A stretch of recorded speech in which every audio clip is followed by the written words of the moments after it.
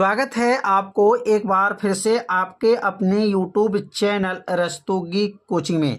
आज के इस वीडियो में कक्षा 10 के गणित प्रश्नावली 4.1 के बारे में अध्ययन करेंगे।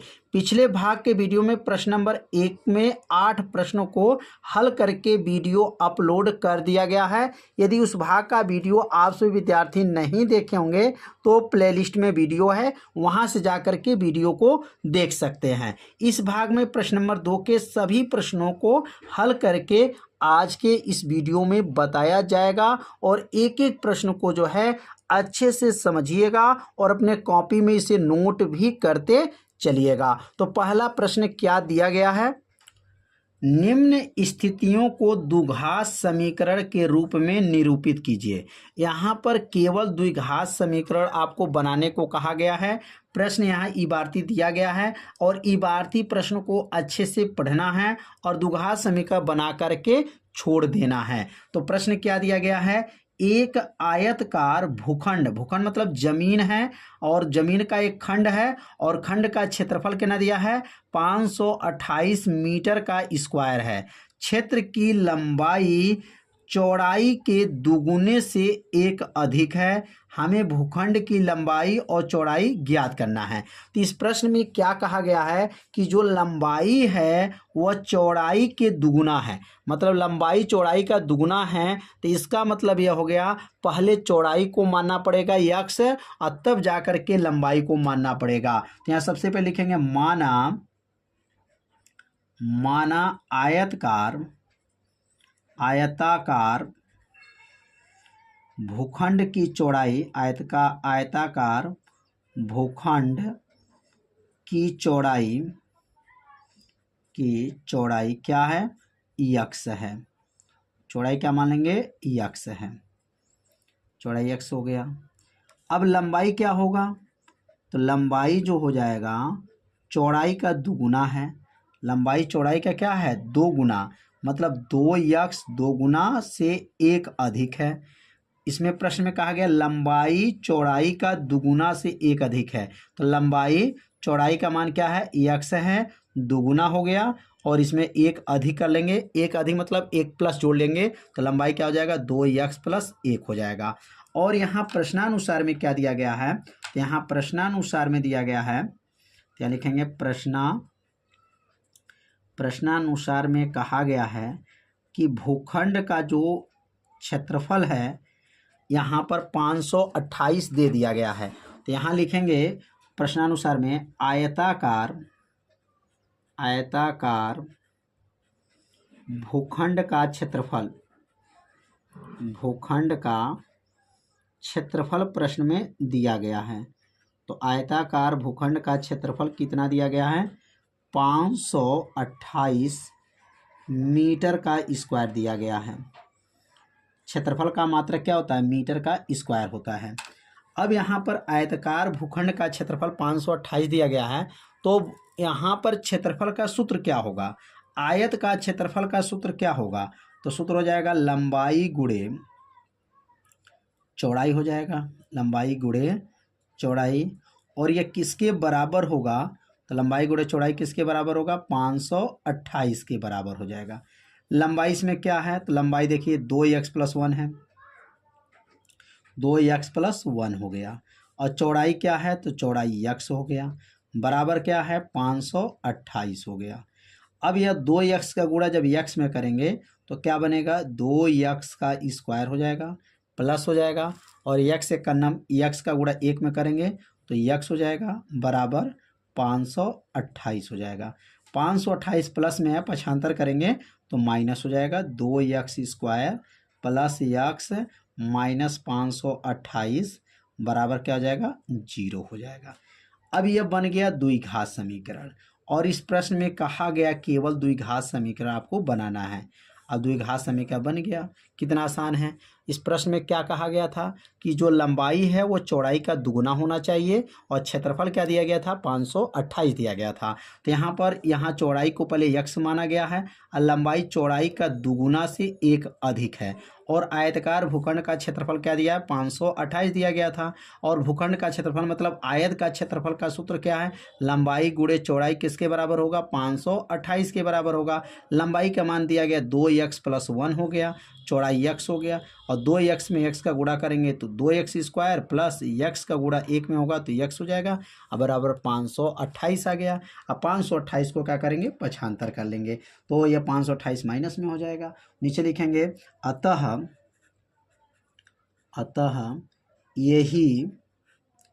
यही अभीष्ट द्विघात समीकरण है। यही क्या है, अभीष्ट द्विघात समीकरण है। अब यहाँ द्विघात समीकरण बनाना था, द्विघात समीकरण बन गया। मतलब इस समीकरण को हल करने के लिए प्रश्न में नहीं कहा गया है, केवल आपको द्विघात समीकरण बनाना है। तो ये द्विघात समीकरण हो गया, ये इसका क्या हो जाएगा आंसर हो जाएगा। मतलब इस प्रश्न में यह इस जो द्विघात समीकरण बना है इसको गुणनखंड नहीं करना है। अब दूसरा प्रश्न को समझेंगे।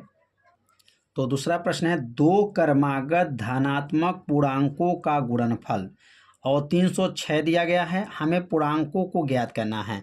तो यहाँ पर दो क्रमागत जो है धनात्मक पूर्णांक को पहले मानना पड़ेगा। तो दो क्रमागत संख्या अगर लेना तो कौन कौन संख्या लेंगे, तो पहले लिखेंगे माना दो क्रमागत संख्या का लेना है, दो क्रमागत संख्या। तो हमेशा याद रखिएगा जब दो क्रमागत संख्या लेना होगा तो कौन कौन संख्या लेते हैं, दो क्रमागत संख्या x, x+1 है। दो क्रमागत संख्या कौन कौन है, x, x+1 है। अब यहाँ पर प्रश्नानुसार में कहा गया है, प्रश्न के अनुसार कहा गया कि इन दोनों संख्याओं का जो गुणनफल है, प्रश्नानुसार में कहा गया है दोनों संख्याओं का जो गुणनफल है वह 306 के बराबर है। तो लिखेंगे यहाँ पर दोनों धनात्मक पूर्णांकों का गुणनफल कितना दिया गया है, तो पूर्णांकों का गुणनफल, दो धनात्मक पूर्णांकों का गुणनफल किसके बराबर दिया गया है प्रश्न में, तो गुणनफल जो दिया गया है वह 306 के बराबर दिया गया है। अब दो इसमें धनात्मक पूर्णांक कौन कौन हैं, तो दो धनात्मक पूर्णांक क्या माना गया, x माना गया है और x+1 माना गया है। तो पहला x हो गया और दूसरा x+1 हो गया, बराबर क्या है 306 हो गया। ये दो धनात्मक संख्या है, पूर्णांक है, तो पहला संख्या x और दूसरा संख्या x+1 हो गया। अब x में x का गुणा करेंगे तो क्या बनेगा, x² हो जाएगा और x में 1 का गुणा करेंगे तो x हो जाएगा और बराबर जो है 306 है। तो यहाँ 306 को पहले नोट कर लेंगे।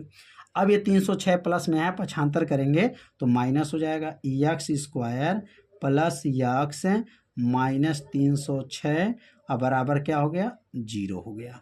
अब यह क्या बन गया, यह बन गया द्विघात समीकरण। कितना आसान है और इसमें केवल द्विघात समीकरण पूछा ही गया है, तो यह द्विघात समीकरण बन गया। तो नीचे लिखेंगे अतः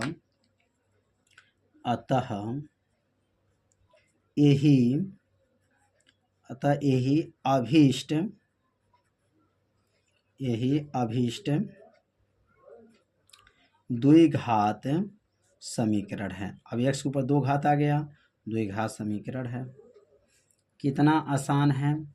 यहाँ पे क्या बताया गया था कि दो धनात्मक पूर्णांक का गुणनफल करना है और दो धनात्मक संख्या कौन कौन लेंगे, x, x+1 यह माना जाता है। हमेशा आपको याद रखना है दो क्रमागत संख्या लेना है तो x, x+1 लेंगे और इन दोनों का गुणनफल 306 के बराबर कहा गया है। x में x का गुणा हुआ x², x का नाम x, 306 को क्या करें हैं पक्षांतर कर दिया गया है। तो दूसरा प्रश्न जो है आप लोग को अच्छे से समझ में आ गया होगा। तो अब सीखेंगे तीसरा प्रश्न। तो अगला प्रश्न दिया गया, रोहन की माँ उससे 26 वर्ष बड़ी है।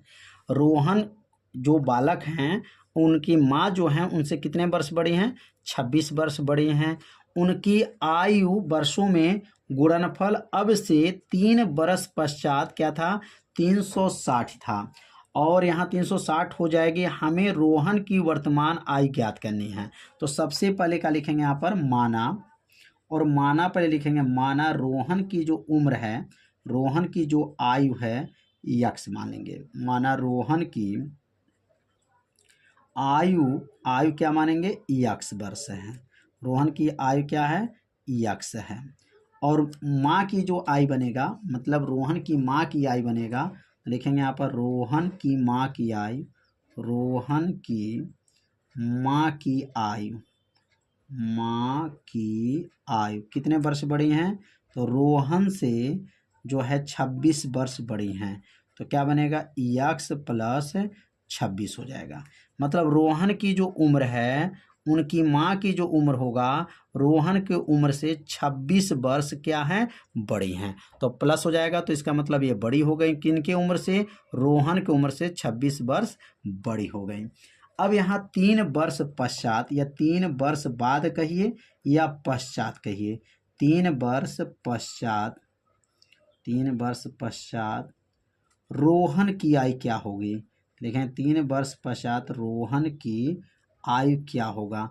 तो रोहन की आयु की बात किया, 3 वर्ष बाद की बात कहा गया है। तो जब बाद कहते हैं या पश्चात कहते हैं तो आपको याद रखिएगा प्लस होता है, और यहाँ पूर्व और पहले कहेगा तो क्या रहेगा, माइनस रहेगा।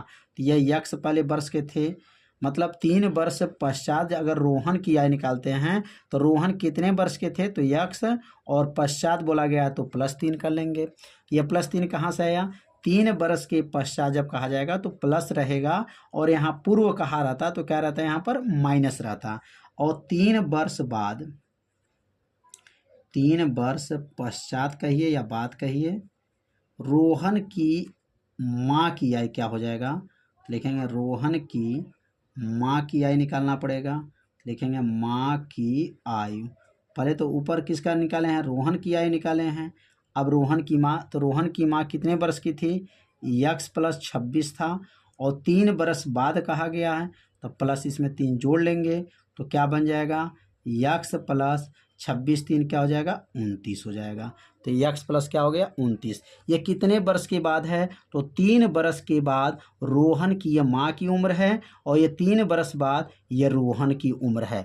दोनों का गुणनफल दिया गया है प्रश्न में। अब दोनों के आयुओं का गुणनफल कितना दिया गया है, तो लिखेंगे 3 वर्ष बाद जो है दोनों लोग के आयुओं का गुणनफल 360 दिया गया। देखिए प्रश्न में, तो लिखेंगे यहाँ पर प्रश्नानुसार, अब यहाँ लिखेंगे प्रश्नानुसार कि मतलब प्रश्न के अनुसार, प्रश्नानुसार।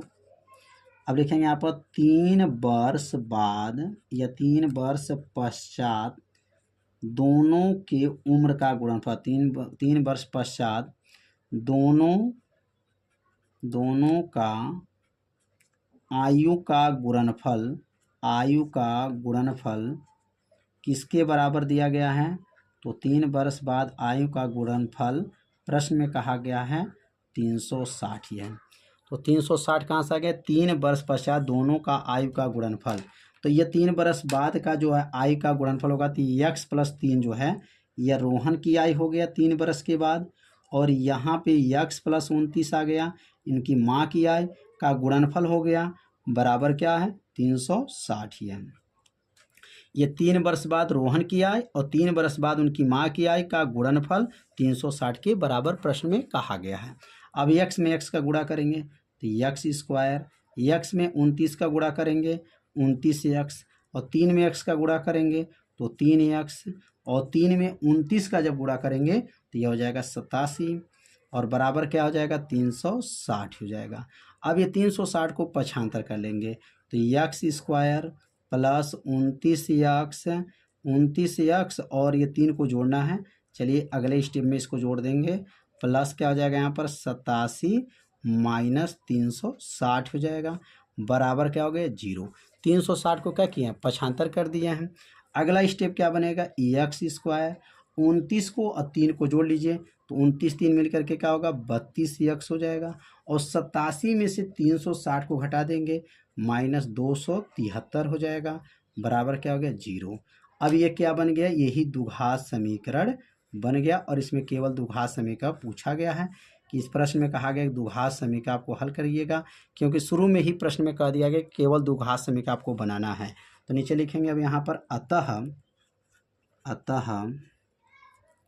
यही अभीष्ट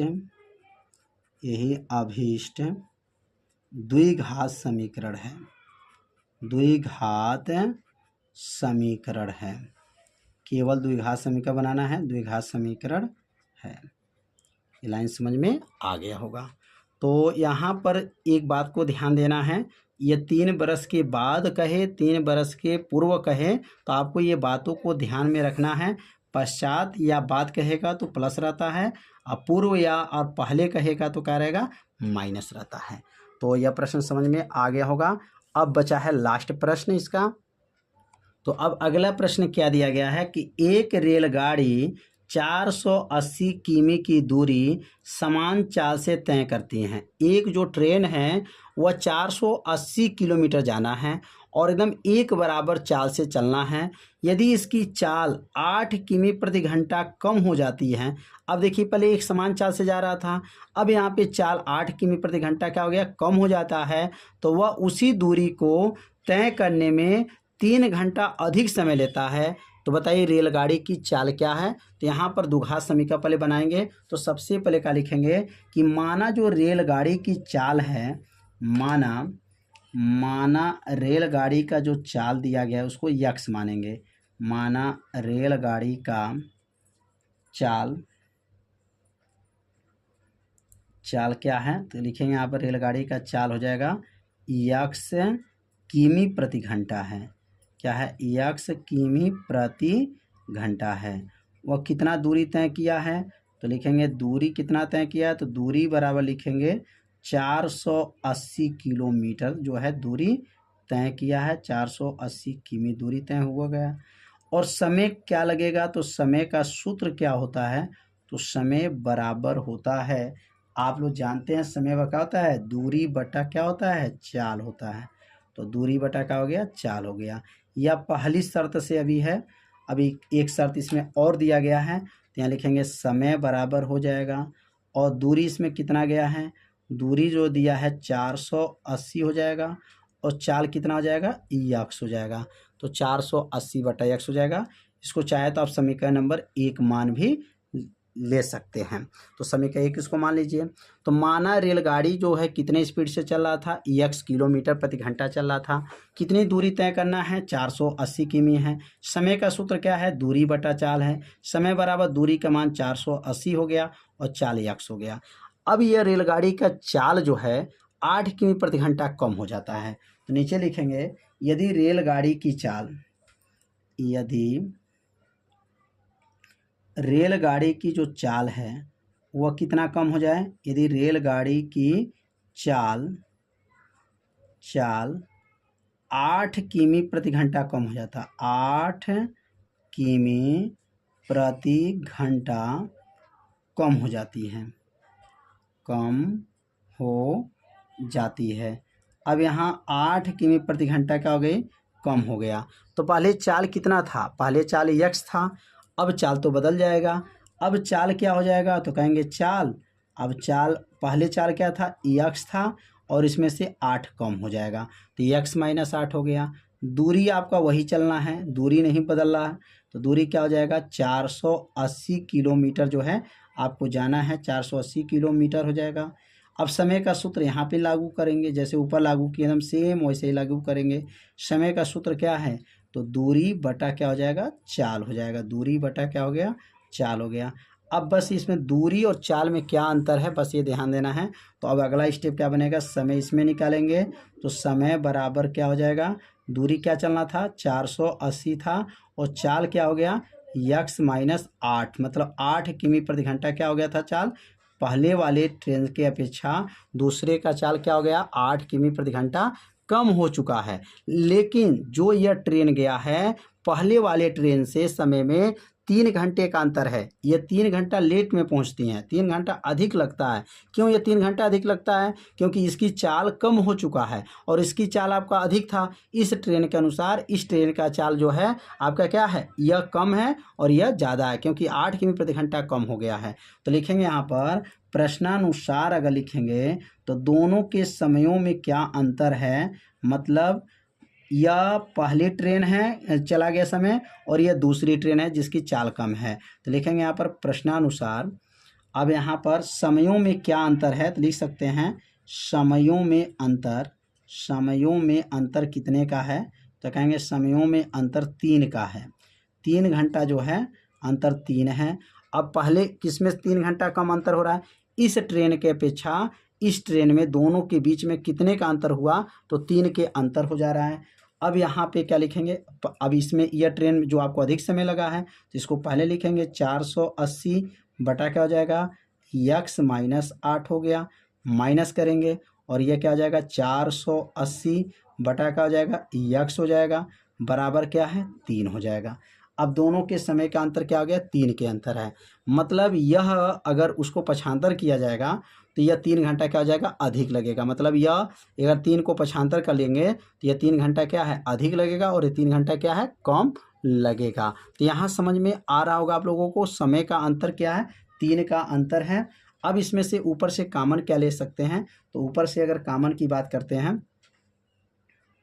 480 जो है क्या होगा कॉमन हो जाएगा। अब इसके अंश में जो है 480 को बाहर करेंगे तो क्या बचेगा 1 बटा यक्स माइनस 8 हो जाएगा, माइनस 1 बटा यक्स हो जाएगा, बराबर क्या हो गया 3 हो गया। अब यहाँ 480 लिख देंगे। अब इसमें गुणा करेंगे, ऐसे हर बराबर नहीं है तो यक्स का गुणा जब यक्स में करेंगे तो यह यक्स हो जाएगा, माइनस अब देखिए माइनस 1 में एक्स का गुणा करेंगे तो यह माइनस 8 हो यक्स हो जाएगा और माइनस 8 का गुणा माइनस 1 में करेंगे तो यह प्लस 8 हो जाएगा, बटा हो जाएगा। और नीचे किस में गुणा करेंगे, अब नीचे गुणा हो जाएगा यक्स माइनस 8 का गुणा किस में हो जाएगा यक्स में हो जाएगा, बराबर क्या हो गया 3 हो गया। एक बार गुणा को समझते हैं। पहले समय का अंतर क्या था 3, तो यह ट्रेन और यह ट्रेन के बीच का समय का अंतर क्या है 3 के अंतर है। 480 कॉमन ले लिए, 1 बट्टा यक्स माइनस 8 हो गया, माइनस 1 बट्टा यक्स हो गया, बराबर 3। अब यक्स का गुणा 1 में करेंगे तो यक्स होगा और यक्स का गुणा माइनस 1 में करेंगे तो माइनस यक्स हो गया, माइनस 8 का गुणा माइनस 1 में करेंगे तो प्लस 8 हो जाएगा और नीचे का जब गुणा करेंगे यक्स में गुणा होगा तो यक्स माइनस 8 का गुणा यक्स में हो जाएगा। अब यहाँ पे कौन कट जाएगा तो देखेंगे यक्स ये प्लस है और यक्स ये क्या है माइनस है, ये कट जाएगा तो बचेगा क्या, तो बचेगा यहाँ पे क्या 480 बच गया और गुणे क्या बचेगा 8 बच गया पूरे का बटा और यक्स में एक्स का गुणा करेंगे तो यक्स स्क्वायर और 8 में एक्स का गुणा करेंगे तो 8 यक्स और बराबर क्या हो गया 3 हो गया। ये लाइन आप लोग को समझ में आ गया होगा। अब चाहे 3 से जो है 3 से अब इसको काट सकते हैं, 3 एक अन्नम 3 और 3 से इसको काटेंगे तो 3 एक अन्नम 3, 3 छके 18 हो जाएगा 160 हो जाएगा। 3 से इसको काटे हैं और 3 से इसको काट दिए हैं। अब ऊपर बचेगा क्या, तो ऊपर क्या बचेगा, यहाँ पे जगह खाली है। अब यहाँ पे हल कर लेंगे 160 बचेगा और गुणे 8 बचेगा बटा यक्स का स्क्वायर माइनस 8 यक्स हो जाएगा, बराबर 1 हो गया। मतलब 3 से इसको काटे हैं 3 से इसको काटे हैं तो 160 गुणे 8 यक्स स्क्वायर माइनस 8 यक्स हो गया। अब इसमें गुणा कर लेंगे तो यक्स स्क्वायर का गुणा 1 में होगा तो यक्स स्क्वायर माइनस 8 यक्स हो जाएगा और 160 में 8 का गुणा करेंगे तो 1280 हो जाएगा। अब ये 1280 को पक्षांतर कर लेंगे, x square minus 8 x minus 1280 बराबर क्या हो जाएगा 0 हो जाएगा। यही क्या बन गया, यह बन गया द्विघात समीकरण। और इस प्रश्न में पूछा गया था द्विघात समीकरण को हल करिएगा तो यहाँ पे लिखेंगे यहाँ पर अतः यही अभीष्ट द्विघात समीकरण है। यही क्या लिखेंगे अभीष्ट द्विघात समीकरण है, द्विघात समीकरण है।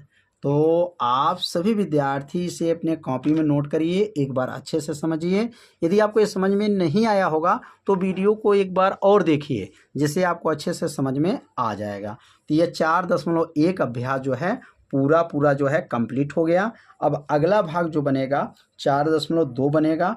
तो एक एक वीडियो को देखिए और एक अच्छे से नोट्स को बनाते चलिए। और आप लोगों से निवेदन है कि इस वीडियो को अपने सभी दोस्तों के पास शेयर भी कीजिए और मेरे चैनल के बारे में अपने सभी दोस्तों को बताइए भी। तो मिलते हैं अब अगले भाग में, तब तक के लिए सभी विद्यार्थियों को नमस्कार।